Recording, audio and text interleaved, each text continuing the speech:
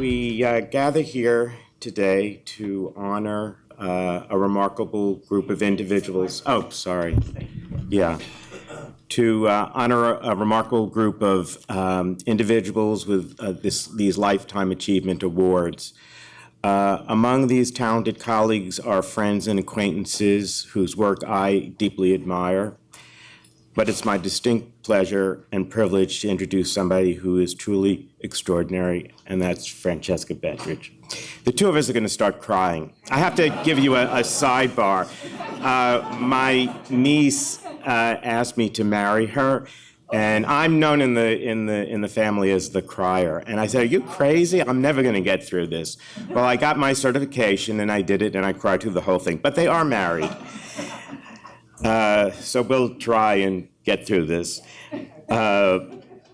So this recognition, I think, is long overdue. Though considering the sheer number of accolades that Francesca has collected over the years, it seems almost inevitable. Some foundational things. I think it's interesting to know where somebody came from and how they got to where they are now. I'm not going to go through the whole thing, but just some things that are significant to me, because there are things that Francesca and I talk about all the time. Francesca is a rare breed in that she is a true New Yorker. She was born in Manhattan, and she lived here all of her life. She attended Hunter High School, and for those who are New Yorkers and know about such things, that's hitting the jackpot. There's no really better school, I think, in the country. My mother was a Hunter girl, as they were then called, because it was an all women's school at that time. So I can attest how remarkable these women are and how remarkable they become. They lead in excellence, and that's, I think, one of the unstated credos of the school. Francesca then went on to Barnard, and that solidified her place as one of Manhattan's finest. Like many of her generation, Francesca didn't start out as a lighting designer. An opportunity presented itself, and she seized it. She not only ran with it, she blazed a trail of creativity and excellence that we're here to celebrate today. Her work speaks for itself. As CBB Lighting Design enters our 40th year this year,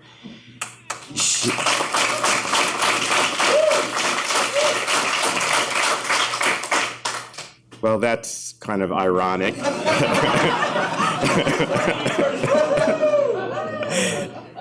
We're used to turning the lights on. Her 150 and counting awards highlight the unmatched quality of her designs. But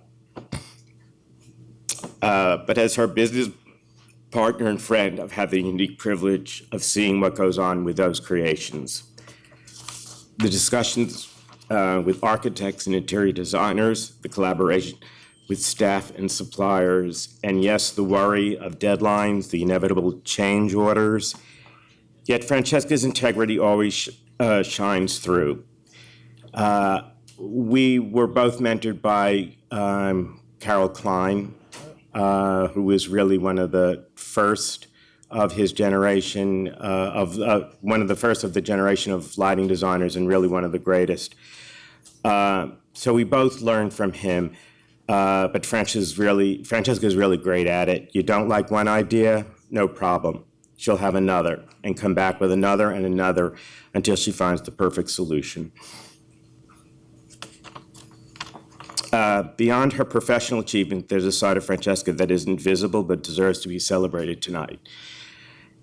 She is endlessly fair,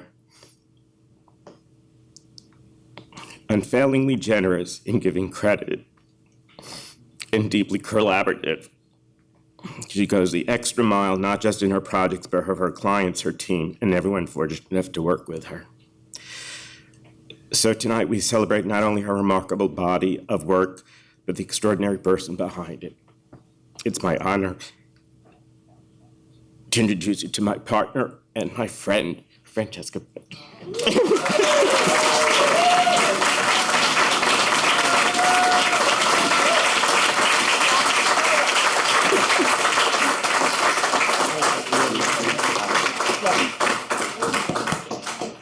I needed to keep within 3 minutes. I was told to do that myself. Thank you, Stephen, my partner and very close friend.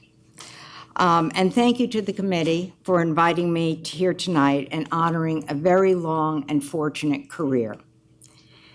In addition, I want to say how proud and grateful I am for all the staff and designers, past and present, who have contributed to the collaborative spirit of CBB, and with such good humor and grace. Please allow me to also acknowledge my husband, Anthony Cohn, who I met 40 years ago when he was a project designer at Robert Stern's office. Not only did we fall in love on the site visit, but for that project, I was the recipient for my first Lumen Award with Carol Klein. Just to note, in those days, the winners met in a small conference room, were handed their certificates. We didn't even sit down. How things have changed. On occasion, I have said that I see myself as the Zelig of architectural lighting design. Not in the Woody Allen sense of being a spectator of different historical times, but in the Yiddish meaning of blessed. And I was a spectator, but also a lively and engaged participant. I was attending and was working at the Open Atelier of Design, founded by the Italian architect and visionary Beppe Zampanini, when after an end-of-term jury, Carol Klein called and asked me to work for him. Carol was one of the pioneers of lighting design, and another student who was older, wiser, and already an active interior designer, encouraged me to take the opportunity because it was a new field and open to women. At that time, it was rare to see women working as architects. Shortly afterwards, Jim Knuckles asked Carol to join him as another consultant at ICL, and I went with Carol. And after that, I had greatness and opportunities literally thrust upon me. It is amazing to me now how so many lighting designers do not even know of Carol or Jim, but especially Carol, who influenced me, and I know I would not have had a career without him. So back to my Zelig reference.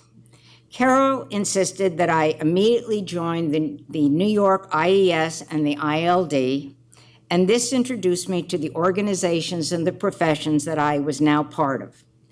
Bill Warren was a cheerful guide and encouraged me to be part of the first Richard Kelly Scholarship Committee. Yes, I was on that committee. At first, the ILD annual meetings were in the living room of Leslie Wheel's townhouse. As a struggling single mother at that time, I was impressed by her indoor lap pool.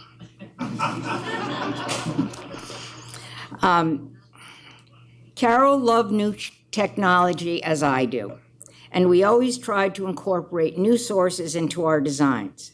We designed the first residence using MR16s, the Biax lamps where we had to search for ballast, and then the game changer. Back in the 1990s, there was a presentation by a Hewlett-Packard engineer at Cooper Union.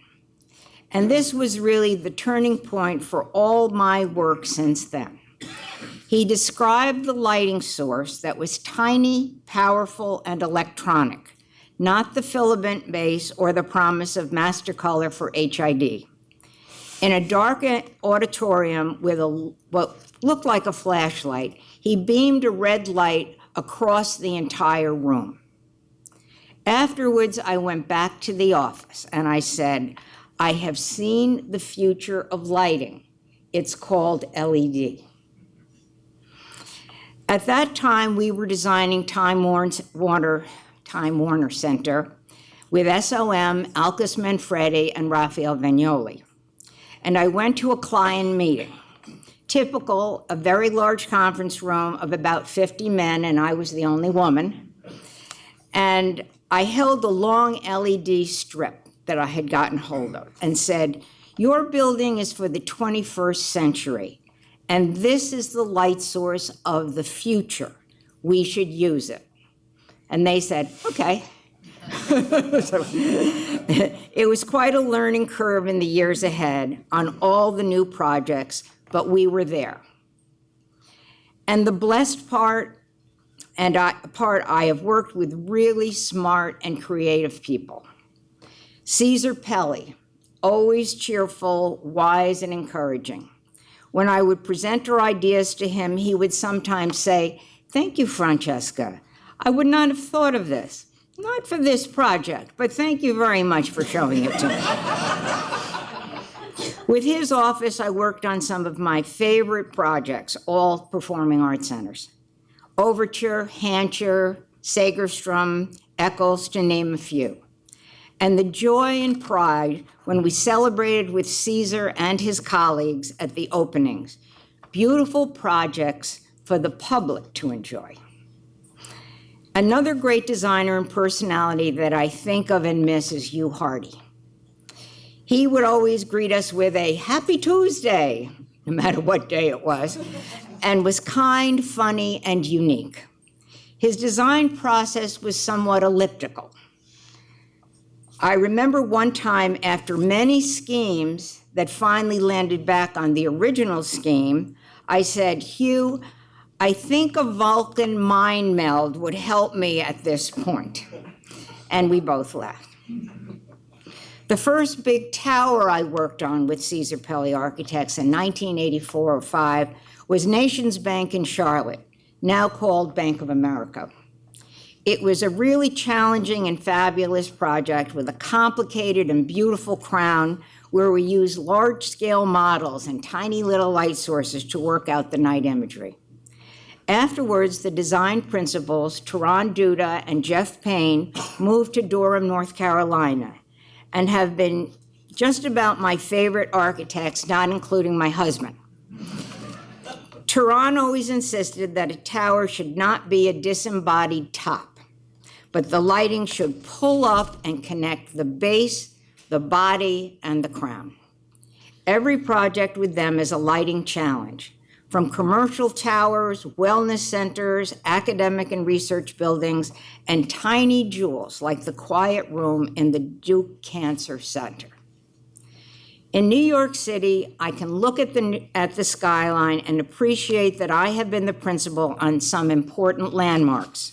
For example, 7 World Trade Center, Time Warner Center, 731 or the Bloomberg Tower, the Dow Roth Theater, 2 Penn Plaza, 220 Central Park South, and Bank of America, the first platinum LEED tower in the United States.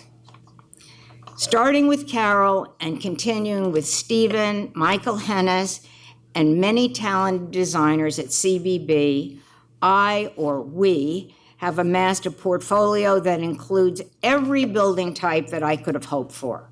Aquariums, parks, museums, historic restorations at the Yale University Sterling Library, mansions of excessive size, museum-quality art collections, labs, science centers, libraries, a Planned Parenthood center, and even a butterfly habitat. Almost without exception, I am grateful for the creative partnerships of the designers and owners, and all the help and support of the lighting industry, the manufacturers and their representatives, all working together, making extraordinary spaces and designs in lighting. Thank you.